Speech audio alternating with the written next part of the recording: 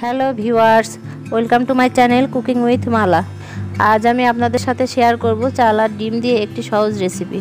হাতে সময় কম থাকলে চাল আর ডিম দিয়ে বানিয়ে নিতে পারেন এই রেসিপিটি তৈরির জন্য প্রথমে একটি বোলের মধ্যে নিয়ে নিচ্ছি 2 কাপ পরিমাণ চাল। যে কোনো চাল দিয়ে আপনারা এই রেসিপিটি বানাতে পারেন। এখন চালটাকে পরিষ্কার করে ধুয়ে 20 মিনিটের জন্য জল দিয়ে ভিজিয়ে রাখবো।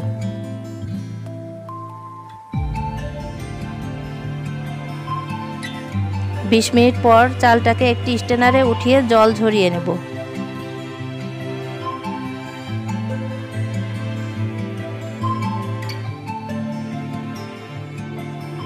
এবার চুলায় একটি প্যান বসিয়ে এর মধ্যে নিয়ে নেব 4 টেবিল চামচ পরিমাণ সরিষার তেল। এখানে আপনারা সাদা তেলটাও ব্যবহার করতে পারেন। তেল গরম হয়ে গেলে এর মধ্যে দিয়ে দেব 2টা কেটে রাখা আলু। এখন আলুগুলোকে সামান্য পরিমাণ লবণ হলুদ দিয়ে ভেজে নেব।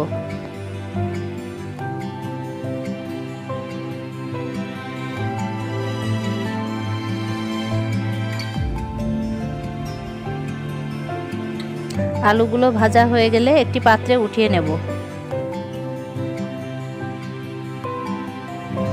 এবার ওই একই তেলের মধ্যে দিয়ে দেব 4টা সিদ্ধ ডিম। আলু ভাজার সময় লবণ হলুদ দিয়েছিলাম, এজন্য এখন আর লবণ হলুদ না দিলেও চলবে। এবার ডিমটাকে হালকা ভেজে একটি পাত্রে উঠিয়ে নেব।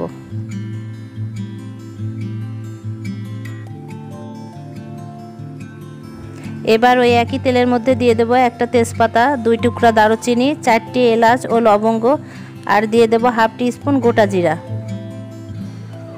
এবার মশলাগুলোকে অল্প একটু নাড়াচাড়া করে এর মধ্যে দিয়ে দেব হাফ কাপ পেঁয়াজ কুচি।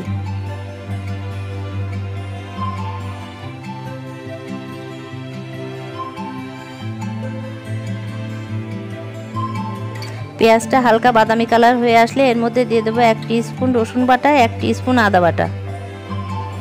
এবার আদা রসুন বাটা কিছুক্ষণ পেঁয়াজের সাথে ভেজে নেব।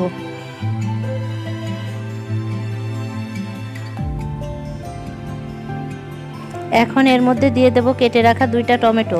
এরপর দিয়ে দেব হাফ টিস্পুন জিরা গুঁড়া, হাফ টিস্পুন ধনিয়া গুঁড়া, হাফ টিস্পুন লাল মরিচের গুঁড়া, হাফ টিস্পুন হলুদ গুঁড়া, আর দিয়ে দেব স্বাদ মতো লবণ। এবার সব মশলাগুলোকে ভালো করে কষিয়ে নেব।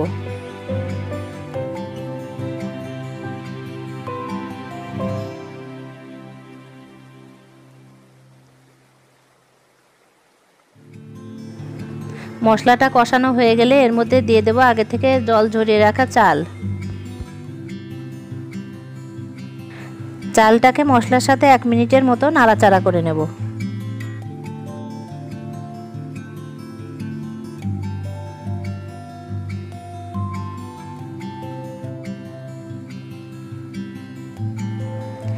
এবার এর মধ্যে দিয়ে দেব 4 কাপ পরিমাণ জল।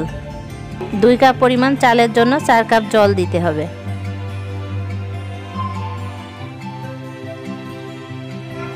এখন জলটা গরম হওয়া পর্যন্ত অপেক্ষা করব।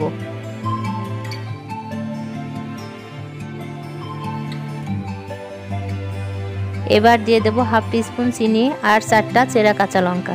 দিয়ে দেব আগে থেকে ভেজে রাখা আলু।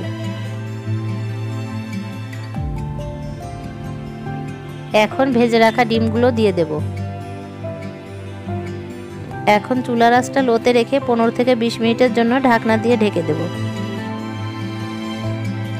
20 মিনিট পর ঢাকনা খুলে এর মধ্যে দিয়ে দেব 1 টিস্পুন ঘি আর 1 টিস্পুন গরম মশলার গুঁড়া।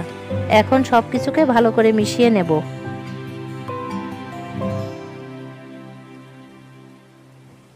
সব কিছুকে ভালোভাবে মেশানো হয়ে গেলে আবারও 1 মিনিটের মতো ঢাকনা দিয়ে ঢেকে দেব। কিছু সময় পর ঢাকনা খুলে দেখে নেব সব কিছু সিদ্ধ হয়েছে কিনা। একটা চাল নিয়ে দেখে নিচ্ছি চালটা ভালোভাবে সিদ্ধ হয়ে গেছে। এখন একটা আলু দেখে নিচ্ছি, আলুটাও ভালোভাবে সিদ্ধ হয়ে গেছে। এখন ভাতটাকে একটা প্লেটে উঠিয়ে দেখিয়ে দিচ্ছি। দেখুন ভাতটা একেবারে ঝরঝরে হয়েছে।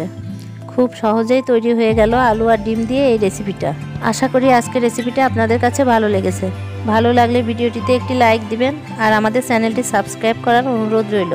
আজকের মতো এটুকুই, ধন্যবাদ।